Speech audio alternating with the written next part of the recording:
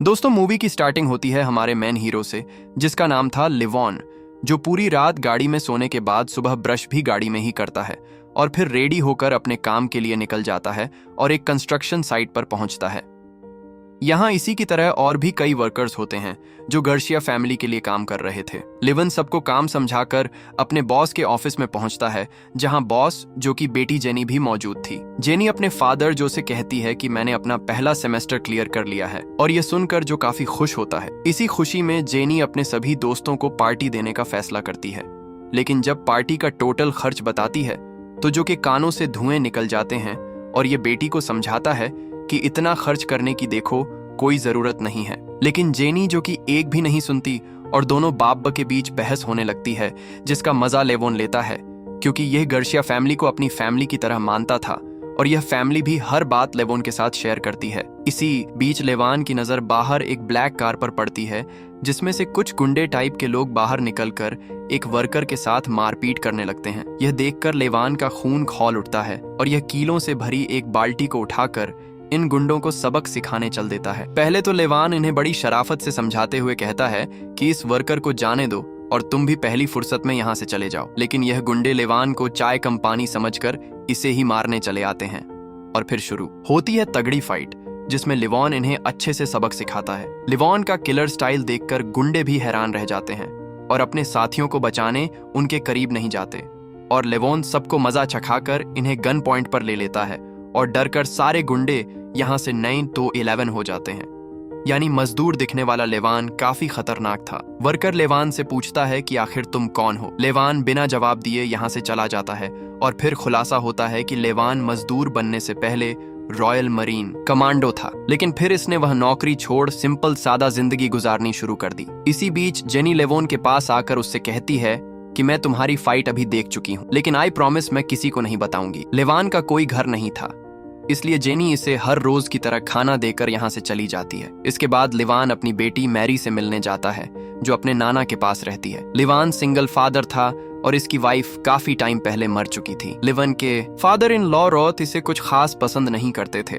और मैरी से इसे दूर रखने के लिए आज भी यह एक पार्टी रखकर मैरी को इसके साथ ना भेजने का प्लान बनाते हैं। लेकिन लिवन भी जिद पर अड़ जाता है। रोथ लेवान से कहता है कि तुम ही मेरी बेटी के कातिल हो, लेकिन सच तो यह था कि लेवोन की वाइफ खुद मरी थी। लिवोन रोथ की बातें इग्नोर कर मैरी के पास आता है और दोनों बाहर लंच करने जाते हैं। यहाँ लिवन मैरी को उसकी माँ की आखिरी फोटो दिखाता है, जिसे देखकर मैरी थोड़ी उदास हो जाती है और थोड़ी सी गुस्सा भी होती है। मैरी कहती है कि माँ को हमें यूं अकेला छोड़कर नहीं जाना चाहिए था, मैं उनसे बहुत गुस्सा हूँ।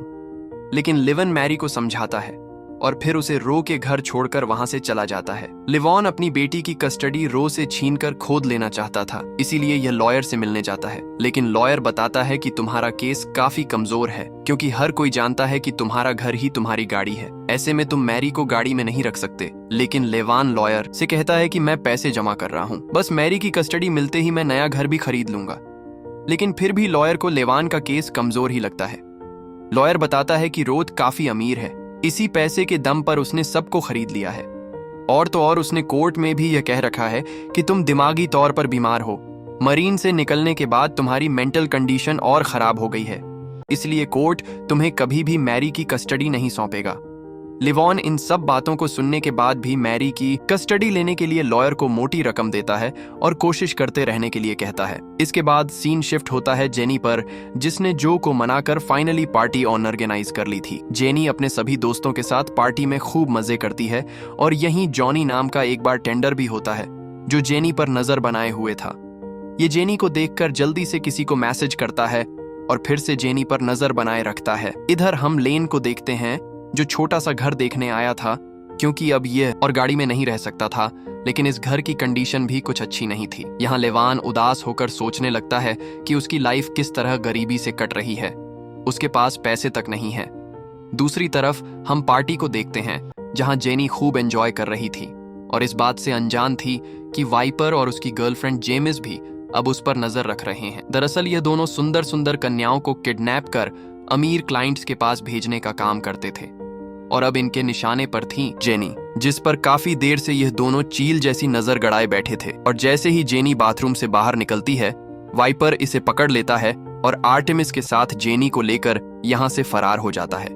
2 दिन बीत जाते हैं और फिर जो लिवन को अपने ऑफिस में बुलाता है। लिवन जब जो और इसकी वाइफ कार्ला के चेहरे पर परेशानी की शिकन देखता है तो इसकी वजह पूछने लगता है, जो बताता है कि जेनी 2 दिन से घर नहीं आई है। हमें लगता है कि जरूर उसे किसी ने अगवा कर लिया है। हमने जेनी को ढूंढने के लिए पुलिस से भी मदद मांगी, लेकिन पुलिस की तरफ से कोई खास रिस्पांस नहीं मिला। जो नोटों की मोटी मोटी गड्डियां निकालकर लीन को दे देता है और कहता है कि अब तुम ही जेनी को वापस ला सकते हो। मैं जानता हूं कि तुम पहले कमांडो थे और तुम इस काम को बखूबी कर सकते हो। लिवॉन इन लोगों के पैसे वापस करते हुए कहता है कि मैं पहले कमांडो था, पर अब मैं उस जिंदगी को छोड़ चुका हूं, इसलिए मैं ये काम नहीं करूंगा।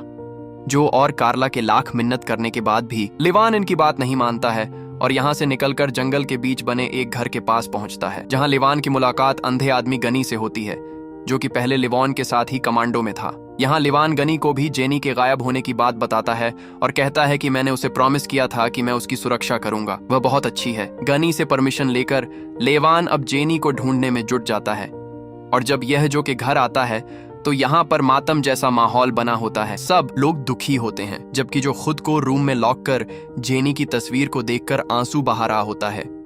लिवॉन जो को हिम्मत देते हुए कहता है कि जेनी मेरी बच्ची की तरह है, चाहे मुझे शहर में लाशों का ढेर क्यों ना लगाना पड़ जाए, पर मैं जेनी को वापस लाकर रहूंगा। लिवॉन जेनी को ढूंढने की शुरुआत उस बार से करता है जहां से जेनी पार्टी करने के दौरान गायब हुई थी। चारों तरफ से बार को जांचने के बाद लिवॉन की नजर बारटेंडर जॉनी पर पड़ती है, जो इलीगल नशीली चीजों को बेचने के लिए लोगों से पैसे वसूल कर रहा था। यह देखकर लिवॉन के शक की सुई जॉनी पर अटक जाती है और यह बाहर खड़े होकर जॉनी के बाहर निकलने का वेट करता है और फिर जॉनी को घर जाता देखकर उसे फॉलो करता है। जॉनी के घर में अंदर एंटर करते ही लिवॉन भी अंदर दाखिल होता है और सोफे पर बैठे जॉनी को गन पॉइंट पर ले लेता है। लिवॉन जेनी का फोटो दिखाकर इससे जेनी के बारे में पूछताछ करना शुरू करता है, पर जॉनी कहता है कि बार में हर रोज अनगिनत लड़कियां आती हैं, मुझे नहीं पता ये कौन है और कहां गई। यह जवाब सुन लिवॉन समझ जाता है कि सीधी उंगली से घी नहीं निकलने वाला, इसलिए यह जॉनी को खींचकर बाथ टब में लेटा देता है और मुंह पर कपड़ा रखकर नल ऑन कर देता है। इस तरह लिवॉन इसे टॉर्चर कर सच जानने की कोशिश करता है, लेकिन तभी घर में जॉनी के 2 दोस्त आ जाते हैं और जब जॉनी इनकी आवाज सुनता है तो जोर से चीखने लगता है। जॉनी की आवाज सुनकर ये दोनों लड़के फायरिंग करना स्टार्ट कर देते हैं और फिर लिवन जॉनी को गन पॉइंट पर लेकर इनके सामने आता है और ये दोस्त इसे शूट कर देते हैं और जॉनी की मौत हो जाती है। हालांकि यह सब अनजाने में हुआ था। लिवॉन इन दोनों को भी शूट कर मौत के हवाले कर देता है और यहाँ से निकल जाता है। लिवॉन जॉनी के घर के बाहर रहकर निगरानी करता है और देखता है कि सुबह सवेरे इन सब का बॉस जॉनी के घर पर आया है, जो कि एक रशियन माफिया था और इसका नाम था वोलो। वोलो को अभी जॉनी के मौत के बारे में खबर नहीं थी, इसलिए ये जैसे ही घर के अंदर दस्तक देता है तो जमीन पर पड़ी लाश को देखकर उसका गुस्सा फूट पड़ता है और यह समझ जाता है कि जरूर इसके आदमियों को किसी ने मारा है। इसी बीच वोलो नोटिस करता है कि घर में सारा पैसा और ड्रग्स वगैरह मौजूद है, यानी यह चोरी का मामला नहीं है, बल्कि किसी ने इन्हें जानबूझकर मौत की नींद सुलाया है। लेकिन किसने और क्यों, यही सब सोचकर वो लोग को बहुत गुस्सा आता है और यह अपने आदमियों से उस किलर को ढूंढने का ऑर्डर देता है। अभी भी लिवॉन बाहर ही मौजूद था और यह देखता है कि जॉनी के घर के बाहर एक वैन आकर रुकी है। इसमें से कुछ लोग निकलकर घर के अंदर जाते हैं और लाशों का नामो निशान मिटाने के लिए उन्हें छोटे छोटे टुकड़ों में काट देते हैं और फिर ड्रम में इन टुकड़ों को भरकर यहाँ से ले जाते हैं। वोलो के जाते ही लिवॉन अपनी गाड़ी इसके पीछे लगा देता है और कुछ देर बाद वोलो के घर के बाहर गाड़ी रोककर अंदर का नजारा देखने लगता है। वोलो के पास उसकी वाइफ आती है, लेकिन गुस्से में वोलो इसे एक जोरदार थप्पड़ मारकर नाराज कर देता है और उसकी बीवी गुस्सा होकर यहाँ से चली जाती है। लिवॉन जानता था कि जेनी की किडनैपिंग में वोलो का हाथ छुपा है, इसलिए यह सही मौका देखकर घर के अंदर घुस जाता है और सीधा वोलो पर हमला कर देता है। लिवॉन वोलो को इतना मारता है कि वोलो यहीं बेहोश हो जाता है और जब इसे होश आता है तो सामने फिर से इसकी मौत यानी लिवॉन खड़ा होता है। लिवॉन ने वोलो को कुर्सी से बांध कर रखा था। लिवॉन वोलो को जेनी का फोटो दिखाकर पूछता है कि मुझे बस इस लड़की की लोकेशन बता दो कि आखिर तुमने इसे कहां पर रखा है। जेनी का फोटो देख वोलो कहता है कि यह काम मेरा नहीं बल्कि जमी का है, उसने ही इस लड़की को किडनैप करवाया होगा। वोलो डिमी पर काफी गुस्सा करता है क्योंकि उसकी किडनैपिंग की वजह से न सिर्फ लिवॉन ने इसके आदमियों को मारा बल्कि इसके घर में घुसकर इसके साथ मारपीट भी की। इसलिए वोलो डिमी को मारने का फैसला करता है, लेकिन लिवॉन इसे ऐसा करने से मना करता है क्योंकि अगर यह डिमी के पास गया तो लिवॉन का बना बनाया प्लान फेल हो जाएगा। इसलिए ये वोलो को भी मार देता है। वोलो की मौत के बाद एक और चेहरा सामने आता है और इस शख्स का नाम था साइमन, जो कि कोई और नहीं बल्कि वोलो का ही बड़ा भाई था और यही सबका बॉस है। साइमन अपने भाई वोलो की मौत से बहुत दुखी होता है और अपने दोनों बेटों को आर्डर देता है कि जिसने भी मेरे भाई की जान ली है उसे जल्द से जल्द मेरे सामने पेश करो। साइमन को आर्डर मिलते ही दोनों बेटे लेवोन की तलाश में जुट जाते हैं। इधर हम लेन को देखते हैं जो अब डिमी तक पहुंचने की कोशिश में लगा था। लेवन को डिमी की हर छोटी से छोटी इंफॉर्मेशन चाहिए थी, इसलिए यह डीए में अपने एक दोस्त को कॉल मिलाता है और डिमी की जानकारी देने को कहता है, पर यह दोस्त ऐसा नहीं कर सकता था। इसलिए यह डिमी के बारे में जानने के लिए इसे एक बार में जाने को कहता है और लेवान को बार का एड्रेस दे देता है। जल्द ही लेवान डिमी की तलाश में बार में पहुंच जाता है और यहीं मौजूद होती है आर्टेमिस, जो कैमरों की मदद से सब पर नजर बनाए हुए थे। इसी बीच आर्टेमिस की नजर लेवोन पर पड़ती है। जब आर्टेमिस इसकी बॉडी को स्कैन करती है तो इसे पता चल जाता है कि लेवोन बार में गन लेकर आया है।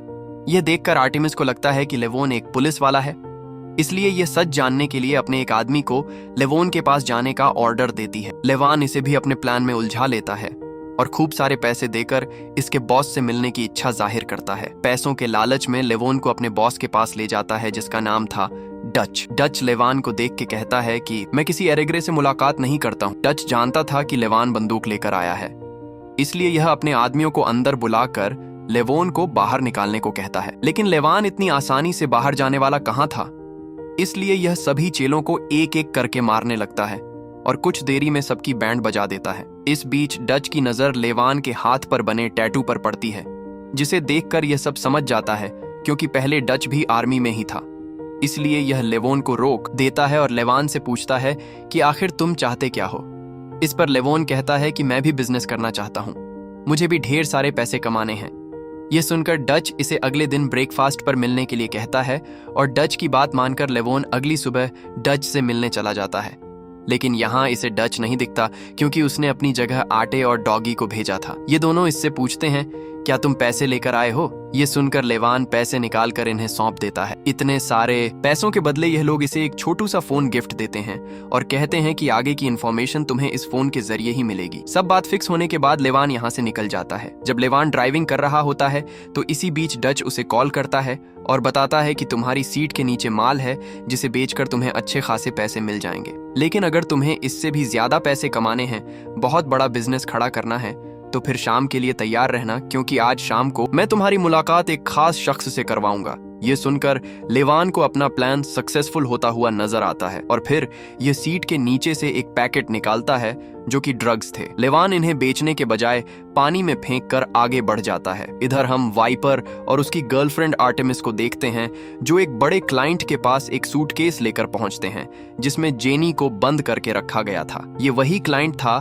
जो अपना दिल खुश करने के लिए नई नई लड़कियों की डिमांड करता था। जेनी के बदले भी ये वाइपर और आर्टेमिस को खूब सारे पैसे देता है, जबकि दूसरी तरफ लेवान बढ़िया सा सूट पहनकर रेडी होता है और फिर डच से मिलने चला जाता है और फिर डच लेवान को एक खास शख्स से मिलवाता है जो कोई और नहीं बल्कि डिमी थी, जिसकी तलाश में लेवान दर दर भटक रहा था।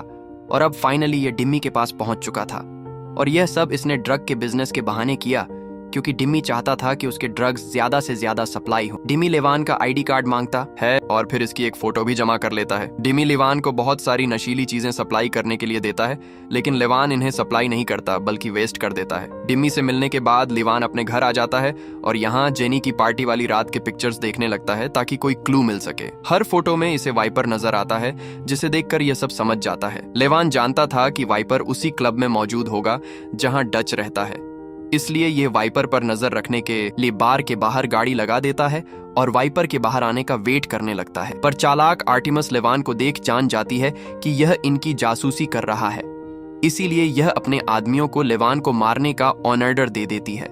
शादी लेवान को भी खतरा महसूस हो जाता है, इसीलिए यह यहाँ से भागने लगता है। पर आर्टेमिस के आदमी इसका लगातार पीछा करते रहते हैं और फायरिंग करना भी जारी रखते हैं। हाई स्पीड की वजह से लेवान का एक्सीडेंट हो जाता है और बेहोशी की हालत में लेवान देखता है कि एक फीमेल पुलिस इन गुंडों से पैसे लेकर उसे गुंडों के हवाले कर देती है और साइमन के बेटे इसे गाड़ी में ले जाने लगते हैं। लेकिन इसी बीच रास्ते में लेवान को होश आ जाता है और यह दोनों पर कहर बनकर टूट पड़ता है। कुछ देर की कुश्ती के बाद लेबोन इन दोनों के साथ साथ ड्राइवर को भी बेरहमी से मार देता है और खुद बाहर निकलकर इस वैन को पानी में फेंक देता है। लेकिन साइमन को उसके दोनों बेटों की लाश मिल जाती है, जिसे देखकर यह बहुत ज्यादा दुखी होता है और अब ठान लेता है कि लेवान को किसी भी कीमत पर मारना ही है। इसके बाद सीन शिफ्ट होता है डिमी पर, जो वाइपर पर काफी गुस्सा कर रहा था क्योंकि जेनी ने इसके सबसे इंपॉर्टेंट क्लाइंट के चेहरे पर काट लिया था और क्लाइंट की शिकायत करने की वजह से यह वाइपर से नाराज होता है। इधर साइमन कुछ खास लोगों से मिलता है और उन्हें लेवान की करतूत के बारे में बताता है कि उसने मेरे दोनों बेटों और भाई वोलो को मार दिया है। ये सुनकर एक आदमी कहता है कि अब मेरे 2 आदमी उसका काम तमाम कर देंगे, तुम बेफिक्र हो जाओ। इसके बाद साइमन डिमी से भी मिलने जाता है और इसे इन्फॉर्म करता है कि एक किलर ने तुम्हारे फादर की जान ले ली है। यहाँ पर एक बड़ा खुलासा होता है और हम व्यूअर्स को पता चलता है कि वोलो डिमी का ही बाप था। लेकिन डिमी को वो लोग की मौत से कोई खास फर्क नहीं पड़ता क्योंकि दोनों बाप बेटे के बीच कुछ खास नहीं बनती थी।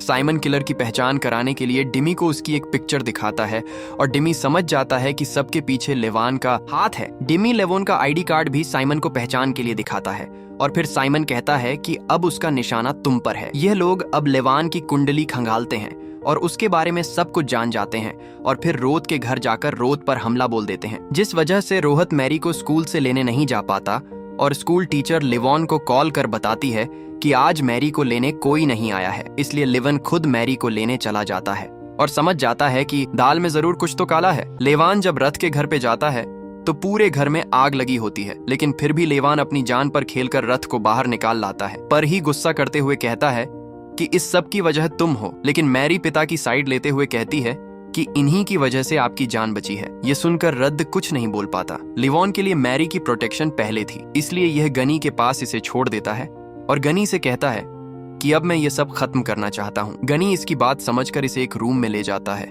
जहां से लेवान कुछ हथियार लेकर यहाँ से जाने लगता है। पिता को जाता देख मैरी कहती है कि मेरे लिए आप ही सब कुछ हो, मैं आपको नहीं खो सकती। ये सुनकर लेवन अपना एक बैच मैरी को देकर जल्दी से वापस आने का वादा करता है और फिर निकल पड़ता है।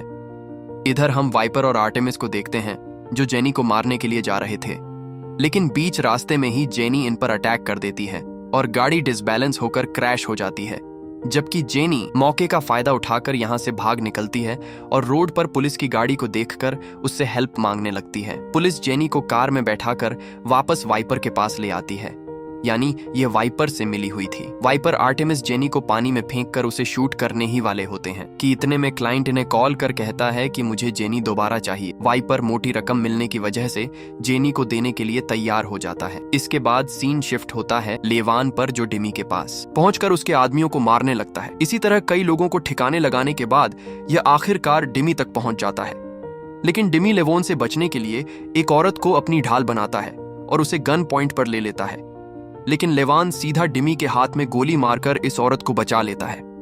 डिमी को मरने से काफी डर लगता था, इसलिए यह लेवन की मदद करने के लिए तैयार हो जाता है और इसे वाइपर के ठिकाने पर ले जाने लगता है। बीच जंगल में पहुंचने के बाद लिवान जिमी को कार से बाहर उतारता है और इससे पूछता है कि तुम इस काम को क्यों करते हो। इस पर डिमी कहता है कि अगर मैंने यह काम छोड़ दिया तो कोई और करेगा और बुराई कभी खत्म नहीं होगी। ये सुनकर लिवान डिमी को यही मौत के हवाले कर देता है और फिर वाइपर के अड्डे की तरफ बढ़ने लगता है। इधर हम वाइपर को क्लाइंट के साथ देखते हैं और जेनी को भी यहीं बांध कर रखा गया होता है। क्लाइंट इस बार जेनी से अपना बदला लेने आया था, लेकिन इसके कुछ करने से पहले ही यहाँ एंट्री होती है लेवोन की, जो आते ही तबाही मचा देता है और सबको मारने लगता है और फिर नीचे आकर क्लाइंट से मिलता है और इसे एक ही झटके में यमलोक पहुंचा देता है। यह देखकर वाइपर लेवान पर गोलियां चलाने लगता है और दोनों में जबरदस्त लड़ाई होती है। इधर जेनी भी हाथ बंधे होने के बाद भी अपने पैरों से आर्टेमिस को जकड़कर मारने की कोशिश करती है। गोलियों की बौछार करते करते वाइपर की गोलियां खत्म हो जाती हैं और फिर लेवान इसे मारने आ जाता है। उधर लेवॉन इसे मारता है। वहीं दूसरी तरफ जेनी आर्टेमिस का काम तमाम कर देती है और अब तक वाइपर भी मर चुका होता है। लिवॉन जेनी को लेकर यहाँ से जाने लगता है, लेकिन तभी 2 शख्स लिवान पर फायरिंग करने लगते हैं, पर लिवन अपनी हाईटेक गन से इन दोनों को यहीं ढेर कर देता है और फिर जेनी को मोटरसाइकिल पर बैठाकर यहाँ से निकल पड़ता है। लिवॉन को जाता देख साइमन देख लेता है और हाई टेबल वालों को कॉल कर पूरी बात बताता है। ये शख्स साइमन से कहता है कि उसकी लड़ाई उन लोगों के खिलाफ थी जिन्होंने लड़की को किडनैप किया। अब वह लड़की मिलने के बाद किसी को नहीं मारेगा और यह साइमन का साथ देने से भी मना कर देता है। लिवन जेनी को लेकर घर आ जाता है और पूरी फैमिली जेनी को देखकर बहुत खुश होती है और लिवन यहाँ से सीधा गनी के घर आकर मैरी से मिलता है और सब साथ खुशी खुशी लंच करते हैं और मूवी की हैप्पी एंडिंग हो जाती है।